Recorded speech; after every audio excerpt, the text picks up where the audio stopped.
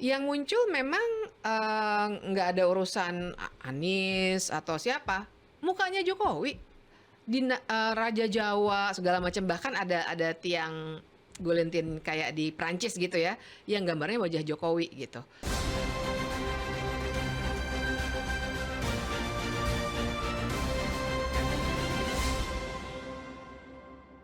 Kita melihat Mbak Bibi tidak hanya berseliweran di TV dan sering menyuarakan pendapatan yang berani ya, apalagi pada saat dirty vote menjelang Pilpres kemarin, tapi untuk yang kali ini ketika banyak aksi massa menggugat supaya DPR itu menghentikan revisi Undang-Undang Pilkada dan mematuhi putusan MK yang terkait dengan Pilkada, Mbak Bibip ikut turun ke jalan. Melihat fenomena yang terjadi kita tappingnya ini hari Kamis ya. Melihat fenomena yang terjadi hari Kamis ini, bagaimana Mbak Bibip? Apa yang Mbak Bibip rasakan ketika ikut langsung? Ya, pertama memang saya sebenarnya banyak dapat refleksi, banyak dapat pengetahuan tuh justru dari yang kegiatan lapangan kayak gini. Kan saya banyak diskusi sama mahasiswa segala macam. Jadi yang paling menarik buat saya pada hari ini adalah dari kemarin ya sebenarnya ya, begitu cepatnya dinamika politik ini. Saya sendiri juga nggak nyangka bakal keluar putusan MK itu, dua-duanya. Saya tahu ada ada perkaranya, tapi menurut saya pasti ditolak lah, gitu. Mikirnya udah kayak gitu. Udah skeptis ya? Udah skeptis. Jadi santai aja, tiba-tiba keluar dan happy gitu ya, karena bagus loh putusan itu. Saya benar-benar baca, wah bagus sekali. Baru happy sebentar, sorenya langsung kami akan revisi undang-undang. Wah gila, jadi turbulensi perasaan tuh gila banget gitu ya. Malamnya saya langsung marah. Saya bikin video, terus pagi, siang tuh teman-teman juga bikin upaya konsolidasi dengan cepat. Sementara di sebelah sana, di Senayan juga cepat sekali, 7 jam rapat bisa selesai, kan itu rekor barangkali ya. Nah jadi turbulensi itu baik di pihak masyarakat sipilnya maupun di DPR, hanya dalam waktu 2 hari ini up and down-nya luar biasa. Jadi buat saya itu menggambarkan betul sih perpolitikan pada belakangan hari ini, terutama kalau buat masyarakat sipil ya. Saya sendiri sebenarnya senang, dan banyak teman-teman jurnalis juga yang nanya, apa ya Mbak bedanya, kok dulu tuh waktu putusan 90 nggak ada yang gerak ya, sekarang tuh gerak. Satu, kan konfigurasi politiknya sebenarnya udah berubah. Karena presiden kita sebenarnya tinggal nunggu dilantik, sekarang udah ganti. Kedua, teman-teman jurnalis dengan banyak cara, ada yang di majalah, ada yang di website, ada yang di TV, udah bikin edisi-edisi yang mengkritik secara lebih terang apa yang dilakukan Jokowi 10 tahun terakhir, karena ada edisi-edisi 10 tahun Jokowi itu. Jadi informasi itu lebih banyak. Mungkin tahun lalu tuh banyak orang yang juga agak merasa, ini saya kayaknya salah nih, tapi nggak ngerti ini what's going on gitu. Jadi masih nggak berani ngambil tindakan. Sekarang kayaknya lebih firm. Ini gila nih gitu ya. Ini ternyata adalah fenomena demokrasi lagi dimundurkan dan seterusnya, sehingga mereka sekarang lebih berani untuk action gitu. Itu keren banget, dan saya senangnya di situ. Bukan sekedar bahwa itu senang banget kalau dibatalkan seperti sekarang, tapi buat saya yang lebih menyenangkan adalah ngelihat ternyata banyak like-minded people, orang-orang yang pikirannya sama, dengan beraninya juga, paling tidak di media sosial majang yang apa tadi? Peringatan darurat itu yang biru. Itu juga mengesankan. Dulu tuh nggak ada yang berani. Nanti kita kena undang-undang ITE segala macam. Sekarang lebih berani. Itu keren banget. Betul ya, memang 1 minggu ini baru hari Kamis, tapi wah dari hari Senin kita menyaksikan ada reshuffle, ya kan? Oh iya, reshuffle ya kan. 2 bulan loh jelang akhir masa jabatan ada reshuffle. Dan orang-orangnya juga paling kontroversi orang-orangnya. Terus besoknya langsung ada putusan MK yang kita tidak sangka-sangka. Ada 2 putusan 60 dan 70 yang banyak yang merasa diuntungkan atau merasa MK sudah kembali ke tracknya. Tapi baru beberapa jam ya Mbak Bibip ya. Langsung hari Rabunya ada revisi Undang-Undang Pilkada, dan hari Kamisnya ternyata rapat paripurna untuk mengesahkan revisi Undang-Undang Pilkada itu dibatalkan. Awalnya kita dengar itu ditunda, tapi sekarang kita sudah dengar itu dibatalkan setidaknya sampai tanggal 27 Agustus atau sampai pendaftaran untuk calon kepala daerah, dan ada gerakan masyarakat ini. Tapi yang menarik yang ingin saya tanyakan Mbak Bibip, ini kenapa sejak kemarin ya yang postingan peringatan darurat itu begitu masif, begitu luar biasa, tidak ada, bisa dibilang tidak ada buzzer, ini gerakan organik yang kemudian kita lihat turun ke jalan. Banyak yang menyangka bahwa sebetulnya masyarakat kita sudah terserah deh, sudah apatis, sudah muak. Benar. Banyak yang ngerasa ya udah akhirnya banyak silent majority. Tapi apa yang lebih berbeda kali ini? Kenapa akhirnya ini dari sosmed? Biasanya kan orang bilang paling hanya keluar-keluar di sosmed. Tapi kali ini betul ada action, dan action itu membuahkan hasil. Sebenarnya narasi yang paling kuat itu adalah narasi Kaisang. Jadi terus terang aja ya, seandainya kami nih orang-orang yang belajar hukum harus menjelaskan isu ambang batas kepada orang-orang yang nggak biasa berdiskusi soal hukum dan politik, pasti susah banget. Membumikannya itu susah. Bukannya kita merendahkan orang ya, tapi kan bahasa hukum memang begitu. Yeah. Nah, tapi isu Kaisang itu dengan cepat orang klik, gila dinasti lagi nih, gitu kan. Caranya sama lagi gitu, kurang lebih begitulah. Jadi mereka langsung bisa relate, dan biasanya kalau orang bisa relate dan sudah diyakinkan bahwa nggak apa-apa kok kalau cuma posting-posting gitu kayaknya ya, kan udah sering kita bicarakan juga, akhirnya mereka jadi lebih berani gitu. Jadi terutama sebenarnya blessing in disguise ada putusan 70 itu yang bisa ngangkat isu ini soal Kaisangnya gitu ya, terlepas dari nanti diperdebatkan di Kaisang atau bukan segala macam, itulah itu urusan berbeda gitu, tapi orang bisa langsung relate. Tuh. Pada saat yang putusan MK 90 itu kan juga sudah terasosiasi dengan Gibran, ya kan? Ya. Yang putusan 70 ini terasosiasi dengan Kaisang.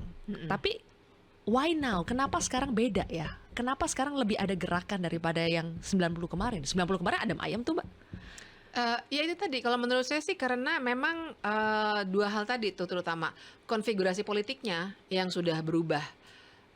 Dulu itu juga ingat belum pilpres, belum pileg juga ya. Jadi kayaknya orang masih ragu-ragu untuk ngambil move lah gitu. Karena masih mau lihat dulu ini sebenarnya apa sih yang terjadi, dan orang ini di mana, orang itu di mana. Kalau sekarang kan kita udah punya kepastian, paling tidak kita udah tahu memang presidennya adalah Prabowo, terus Gibran udah jadi wapres, ya sudah lah gitu. Nah, dan kemudian yang kedua itu tadi, orang-orang sudah dibantu oleh media massa maupun media sosial untuk memahami sebenarnya memang persoalan dinasti politik, persoalan-persoalan yang kartel politik kan juga udah mulai jadi percakapan publik tuh. Sebenarnya kan kartel politik keilmuan politik banget ya. Ada bukunya tuh, Kruskido Ambardi. Tapi sekarang juga sudah jadi percakapan yang biasa saja, ngomongin kartel politik, ngomongin oligarki, ngomongin dinasti politik, karena masyarakat tuh dibuat fasih karena ada informasi dari media sosial dan media massa, dan itu yang membuat orang-orang sekarang jadi lebih firm. Oh memang kita boleh banget nih untuk marah gitu, karena akhirnya kita ngerti ini apa yang tengah terjadi. Kayak tadi waktu demo di DPR itu, yang muncul memang nggak ada urusan Anies atau siapa, mukanya Jokowi. Raja Jawa segala macam, bahkan ada tiang Gulentin kayak di Prancis gitu ya, yang gambarnya wajah Jokowi gitu. Jadi mengkomunikasikannya untuk beraksi, untuk demonstrasi kan memang salah satu kuncinya adalah key message-nya apa nih. Nah memang jadi dari putusan 70 itu ada key message soal ini dinasti politik lagi nih, ini Jokowi lagi nih gitu. Jadi orang juga lebih mudah untuk digerakkan sebenarnya. Tapi Pak Jokowi kan di acara Golkar bilang ya, kok setiap ada yang kayak gini-gini kurang lebih pesannya seperti itu, selalu dikaitkan dengan tukang kayu. Pak Jokowi pakai istilah seperti itu ya. Ada rencana revisi undang-undang pilkada yang disangkutin tukang kayu, atau maksudnya Pak Jokowi. Padahal kan Pak Jokowi dalam beberapa statementnya itu, kalau ada putusan-putusan ini kan sebetulnya Pak Jokowi menjawab ya hormati, kita ikuti. Tapi kenapa Pak Jokowi mulu ya yang jadi sasaran, Mbak Bibip? Ya karena itu tadi, menurut saya sih persoalan sudah terekspos-nya semua hal yang selama ini salah dia lakukan. Tadinya kan isu-isu itu isu elit lah gitu. Kita berdua udah sering banget ngebahas itu, banyak pengamat, banyak jurnalis tahu. Tapi masyarakat awam kan enggak. Nah, cuma gara-gara di 10 tahun Jokowi itu semua media lah menayangkan itu dan membahas soal-soal itu, jadinya masyarakat lebih terinformasikan ketimbang dulu gitu. Itu sih ya mungkin penjelasan paling kuatnya itu. Jadi ini kayak puncaknya gitu, kita udah kesel lama-lama oke, ini yang paling gila nih gitu. Ini Itu kayaknya udah ya. puncak ketika balik DPR itu mau merevisi undang-undang pilkada. Kenapa itu dianggap sebagai puncak dalam tanda kutip kegilaan?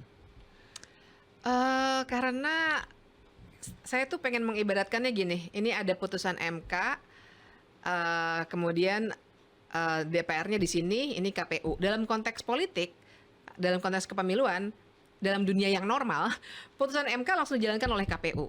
Nah tiba-tiba si DPR dia nyelak di tengah. Saya ganti putusan kamu. Itu tuh sebenarnya buat banyak masyarakat itu lebih kelihatan, pembajakannya itu lebih kelihatan. Apalagi sebenarnya kalau kita baca betul substansinya itu membalik putusan MK. Dan bahkan prosesnya sangat kelihatan ugal-ugalan. Salah juga sih, kita jangan bilang ini ntar malah ditutup ya rapatnya ya. Tapi bahwa di YouTube tuh Rapatnya terbuka loh, terbuka, transparan. dan orang kan jadi makin marah ketika bilang putusan MK atau putusan MA nih gitu kan Iya. ya. Orang kan jadi ini apa sih? Emang Kok bisa masih- milih ya? Kok bisa milih nih, gila. Heeh. Karena ngeliat gitu. Kan orang manusia gitu ya. Kalau kita ngelihat sesuatu, asosiasi di kepala bisa langsung banyak tumbuh gitu. Saya kira itu yang bikin memuncak gitu. Ah. Gila, kita dianggap tolol. Nah itu yang tadi kita bahas ya. Yang komika juga Suara-suara bahas komika, ya. iya. Akhirnya muncul dan itu memang sangat kena kalau di kalangan kelas menengah kan. Gila, kita dianggap tolol gitu, udah paling mengena lah gitu. Kan argumennya sebenarnya rencana revisi undang-undang pilkada tuh udah dari Januari 2024, Mbak Bibip kan. Ya kan, bagus dong kalau DPR 7 jam kelar. Bagus dong. Ya itulah, jadi yang bagus juga kan kita langsung menimpali. Jangan lupa ini undang-undang pelindungan pekerja rumah tangga udah 10 tahun nggak diapa-apain. Kok yang ini ngebut? Dan kemudian orang juga bisa langsung lihat karena kok reaksinya cepat betul. Jangankan yang PPRT deh, oke lah ya kalau misalnya itu mungkin kita jarang lihat. Tapi misalnya saja Perampasan aset. perampasan aset deh gitu. Itu orang juga sering soroti. Kok 7 jam enggak tuh 7 tahun gitu ya. Belum juga 7 tahun.